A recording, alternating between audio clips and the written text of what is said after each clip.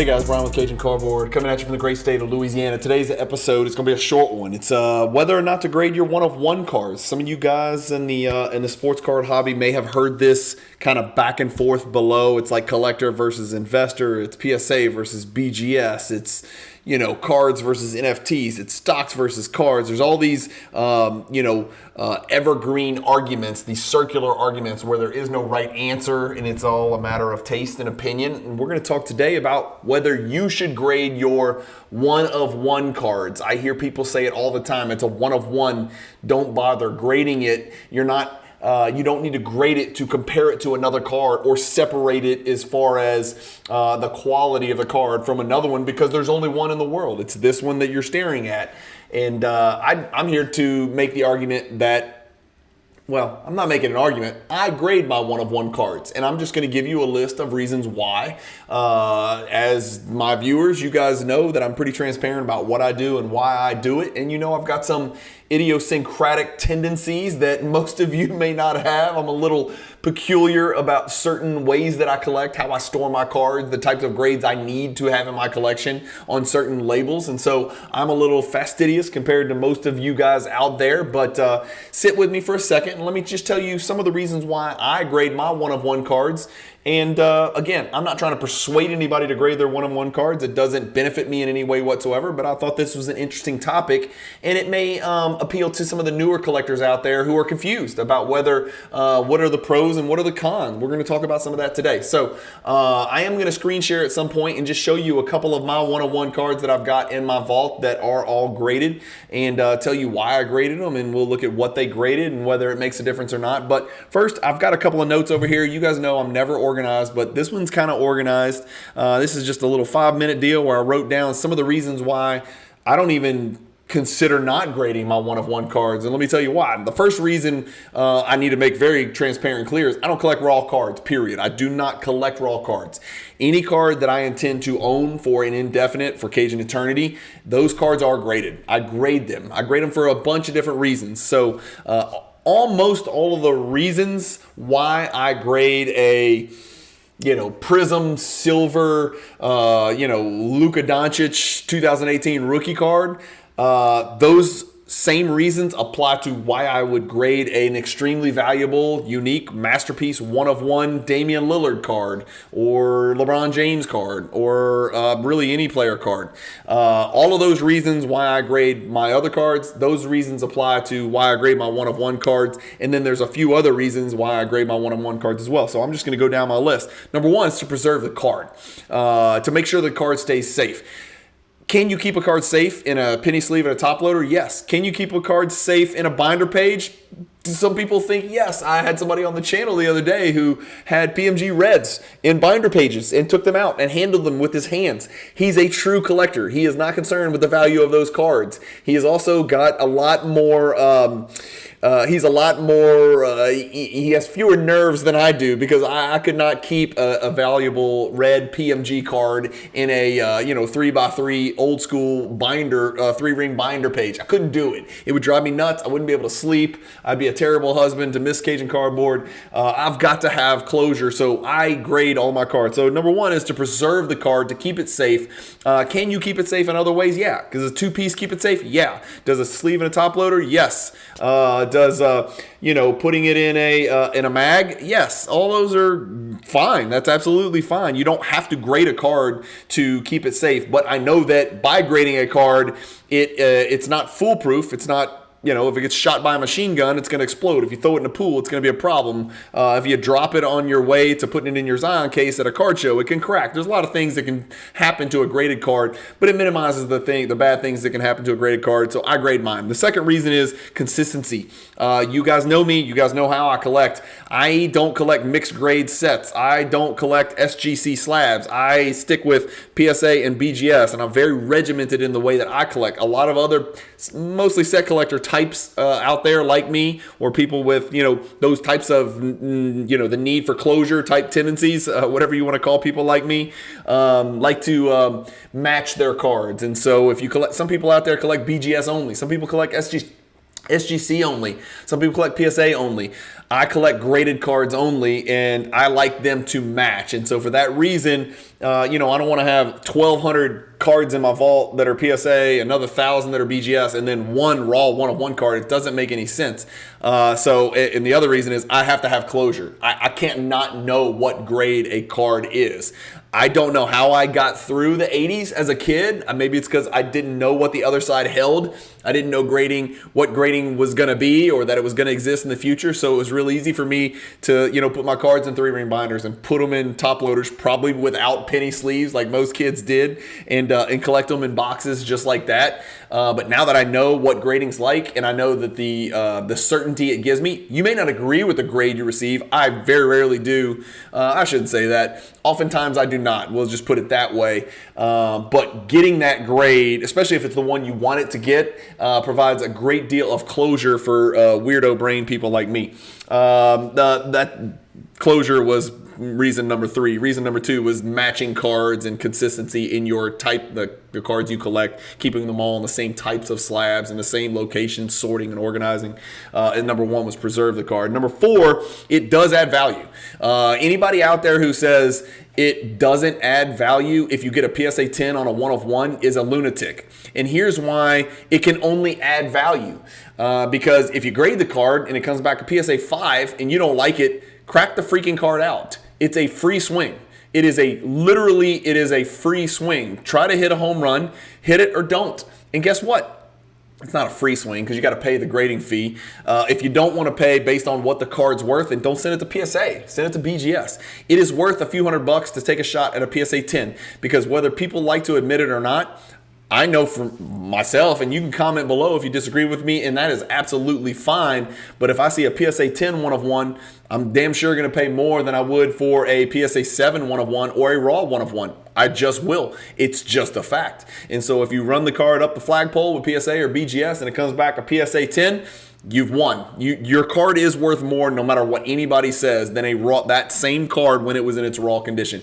It is worth more. If it comes back a PSA 9, it's probably worth a little bit more, maybe the same. BGS 9, it gets gray, and it depends on the card, depends on the player, depends on the year, depends on what grade is expected for that type of card. Like if it's a 1990s, Michael Jordan masterpiece, the fact that it's, again, I'm never going to have one of those. I might never ever see one in the open market, but if it's one of the Jordan masterpieces from the 90s, which I'm going to do a video on in the near future, by the way, and it's in a PSA slab, it's authentic, it's real, it's been preserved, that makes it, you've got a better sense of comfort with that card, not only as the owner, but as a potential buyer / bidder on that card than you would if you saw a raw Michael Jordan masterpiece from the 90s. It's just a fact.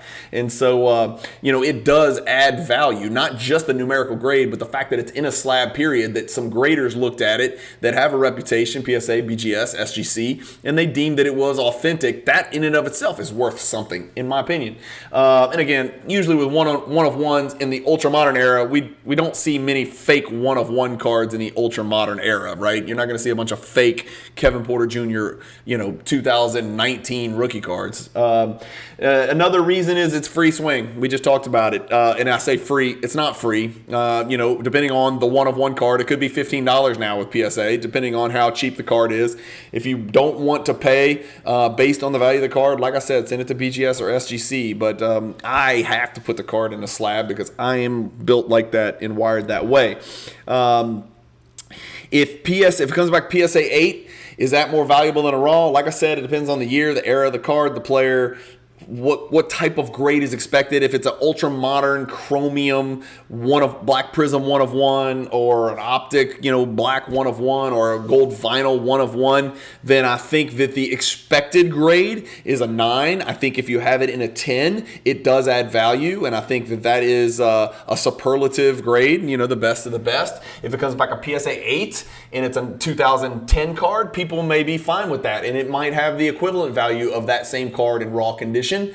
If it comes back a PSA 8 and it's a gold vinyl from 2021, people are you're certainly welcome to keep it in that slab. I would, and I have, and you'll see, because that's how I store my cards, and I like that consistency. I don't care if it's an 8. I would rather an 8 than a raw, but some people wouldn't. And in that case, you're out the money for the grading. You took a swing at it. You tried to get the 10 or the 9. You can crack it out and keep it raw. And guess what?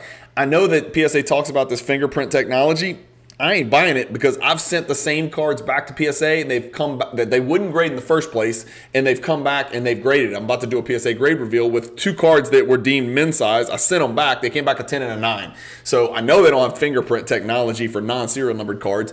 And I've sent serial numbered cards in that were 8s and they've come back a 9. Or I've sent them from PSA to BGS and come back 9.5 and vice versa. So just because you take one swing and you don't like the results doesn't prevent you from taking your one-of-one card, taking another swing with PSA or BGS or SGC, seeing what result yields. And you may be out a few bucks grading cards, but honest to God, if you collect on a high level or you collect on a voluminous level and you really care about this one-on-one card, it's worth a couple of cracks at it to play the grading game. That's just my opinion. And again, this video is not going to be well received by those collectors out there, and some of them are the greatest in the world who collect raw only. If you collect raw only, this video is not for you. If you've decided, even if you're new to the hobby, that grading is not for you, it's a racket, it's a circus, you're not playing the game, I'm keeping all my stuff raw, this video is not for you. I'm not trying to convince you to grade cards. I'm just telling you why I grade cards, and there's a lot of people that are similarly situated and wired like me that grade cards.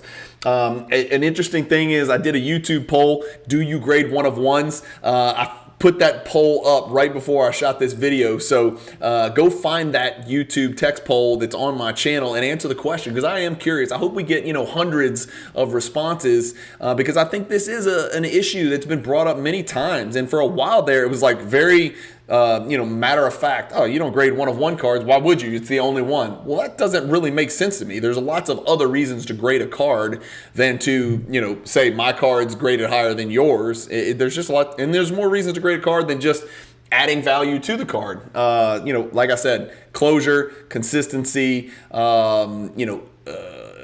quelling the fear of preserving the condition of the card, putting it in a slab is one way to do that. So go check out the YouTube poll and respond. Just let me know, because I am curious what most people do.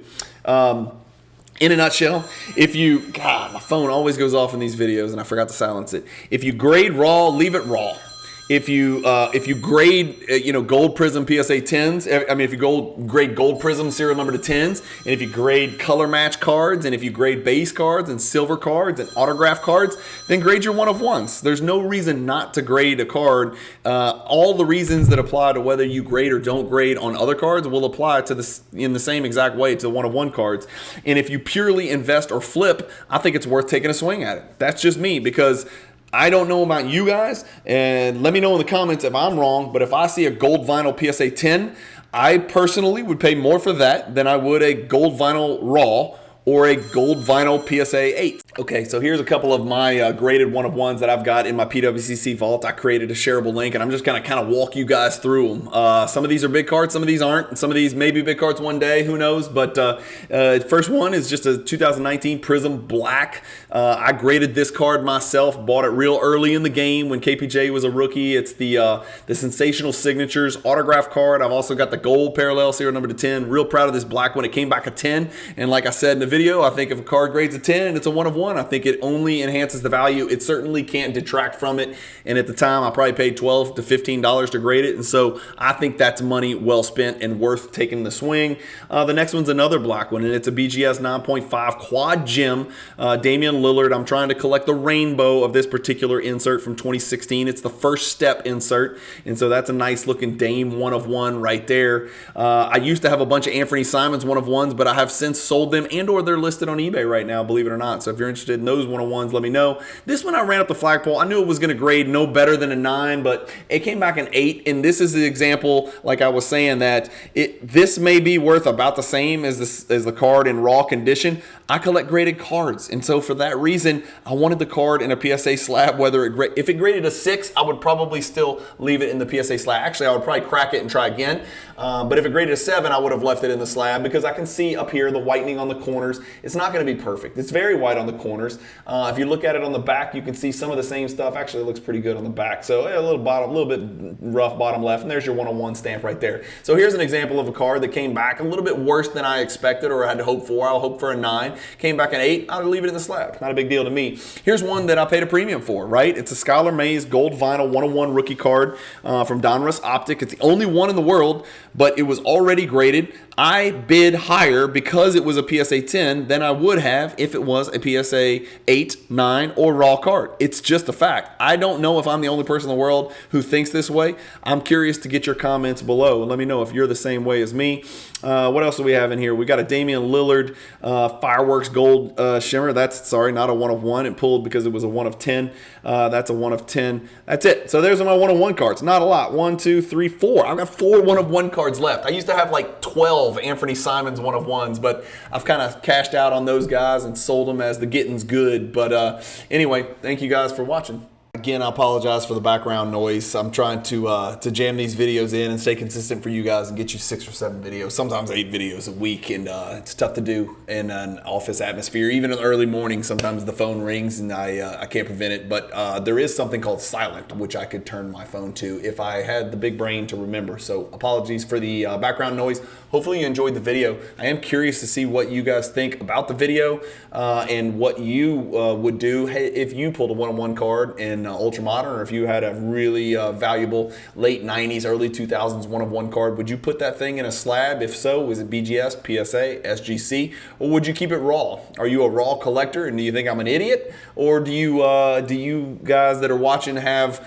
similar thoughts to me as far as just consistency, grading, collecting, closure, and the need for certainty on grades? I might be the only one out here that's talking like this. So I'm curious to get your thoughts in the comments below. I appreciate your time. Thank you guys as always for watching. Keep collecting. Stay positive in the hobby, and peace.